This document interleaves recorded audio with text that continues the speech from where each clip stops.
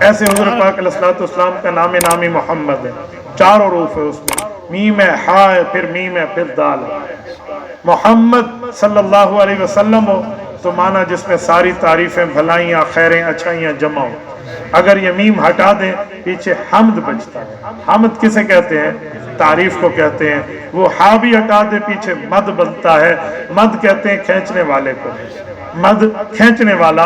حضور پاک صلی اللہ علیہ وآلہ وسلم کے لیے قرآن کریم نے ذمہ داری بتائی ہے کہ حضور پاک علیہ السلام دنیا کے لوگوں کو جہنم سے کھینچ کے جنت لے جانے والے۔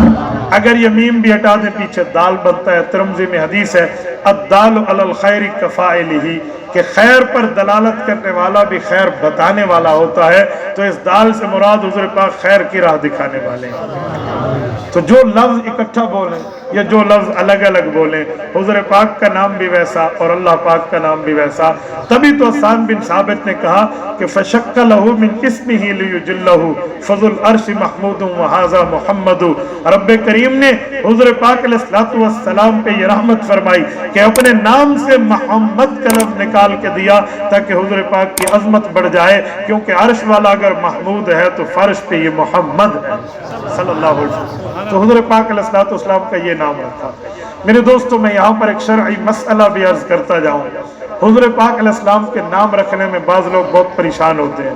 مثلا بچے کا نام محمد نہیں رکھتے، وہ کہتے ہیں ساتھ کوئی ملا کے رکھو، محمد عابد، محمد عارف، محمد فلاں، محمد ساتھ۔ وہ کہتے ہیں یہ اکیلا محمد نام نہ رکھیں۔ ان سے پوچھے کیوں نہ رکھیں؟ وجہ کہتے ہیں جی بھاری نام ہے۔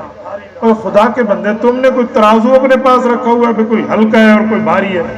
چلو محمد نام بھاری ہے، محمد عابد رکھو گے، عابد بھی حضور کا نام ہے تو دگنے بھاری ہو گئے، پھر تو ڈبل ہو گیا۔